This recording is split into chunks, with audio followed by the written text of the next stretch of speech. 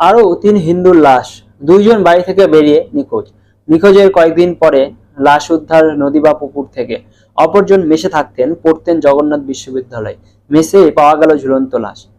আমি এর প্রতিটি মৃত্যুকেই খুন বলে সন্দেহ করি, কারণ বর্তমানে বাংলাদেশের সংখ্যালঘু হিন্দুদের প্রতিটি জীবনই ঝুঁকিতে, আর আপঘাতে যে কোনো মৃত্যুই আমি খুন বলে সন্দেহ করতে চাই। বাংলাদেশ জুড়ে কেবল হিন্দু সম্প্রদায়ের মানুষের লাশ, ধর্ষিতা হিন্দু নারীর ক্ষতবিক্ষত দেহ ছড়িয়ে ছিটিয়ে কোনো বিচ্ছিন্ন ঘটনা নয়, পরিকল্পিত ঘটনা প্রবাহ। উদ্দেশ্য দেশটাকে হিন্দু শূন্য করা এবং উগ্র ইসলামী খিলাফত প্রতিষ্ঠা। ঘটনা নাম্বার ১। নওগাঁ সরকারি কলেজের ম্যানেজমেন্ট বিভাগের অনার্সের ৪র্থ বর্ষের ছাত্র অভি প্রামাণিক আজ আদরের সন্তানের নিথর দেহ বাবা মা রমেশ চন্দ্র প্রামাণিকের কাঁধে। পিতার কাঁধে সন্তানের লাশের বোঝা কতটা ভারী তা কি ইউনূসের বাংলাদেশ বোঝে? জানে না জামায়াত বাংলাদেশ? বগুড়ায় আদমদীঘি উপজেলার সান্তাহারের বাসিন্দা রমেশ চন্দ্র প্রামাণিক এবং নিপারানী পালের বড় সন্তান অভি প্রামাণিক গত ১১ জানুয়ারি বাড়ি থেকে বেরিয়ে নিখোঁজ হন তিনি। কোথাও খোঁজ মিলছে না। শেষ অবধি শনিবার ১৭ জানুয়ারি বিকেলে নওগাঁ শহরে কালীতলা মহাশ্মশান সংলগ্ন নদীর ঘাট থেকে একটা অজ্ঞাত মরদেহ উদ্ধার করা হয়। সামাজিক যোগাযোগ মাধ্যমে খবরটি ছড়িয়ে পড়লে অভির পরিবার এসে মরদেহ শনাক্ত করে। যে পোশাক পরে ১১ জানুয়ারি বাড়ি থেকে বের হয়েছিল অভি, সেই পোশাকেই তার মরদেহ উদ্ধার করা হয়। অভির বাবা সান্তাহারের তৃপ্তি মেডিকেল স্টোরের স্বত্বাধিকারী রমেশ চন্দ্র প্রামাণিক জানান, গত ১১ জানুয়ারি বাড়ি থেকে বের হয়েছিল ছেলে, তারপর আর ফেরেনি।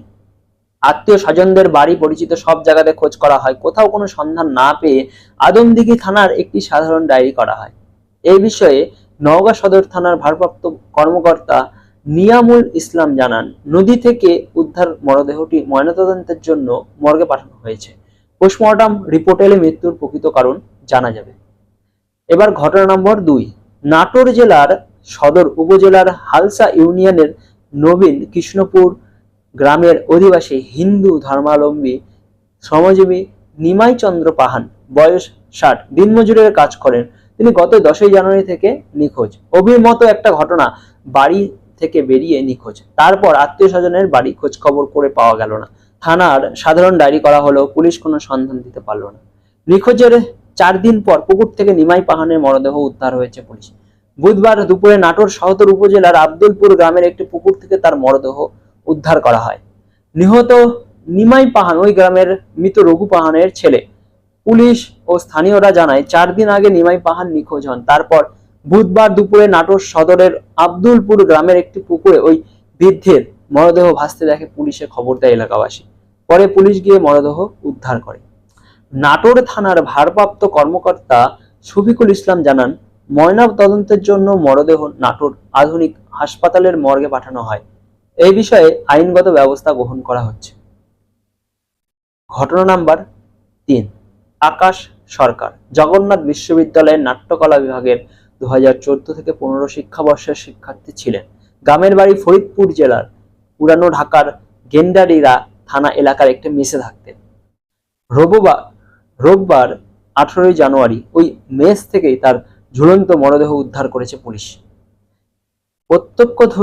প্রত্যক্ষদর্শী ও পুলিশ সূত্রে জানা যায়, রোববার রাত ৯:৩০ থেকে গন্ডারিনা থানাধীন ভাট্টিখানা মসজিদের পাশে এস.কে দাস সড়কের একটি ভবনের ৫ম তলা থেকে আকাশ সরকারের মরদেহ উদ্ধার করা হয়।